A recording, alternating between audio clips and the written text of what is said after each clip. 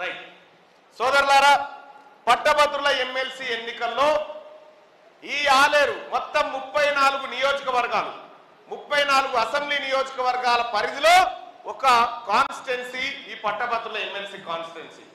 ఈ కాన్స్టిట్యున్సీ అటు భద్రాచలం నుంచి ఇటు కొండమడుగు దాకా, అటు నాగార్జున సాగర్ నుంచి ఇటు ఏటూరు నాగారం దాకా ఈ కాన్స్టిట్యున్సీ ఉంటుంది. ఇందులో 34 అసెంబ్లీ నియోజకవర్గాలు. ఈ 34 అసెంబ్లీ నియోజకవర్గాల నుంచి ఈ ఆలేరు బిడ్డకు, ఈ ఆలేరు తమ్మునికి ఎమ్మెల్సీ అవకాశం ఇచ్చిండు గౌరవ ముఖ్యమంత్రి రేవంత్ రెడ్డి గారు.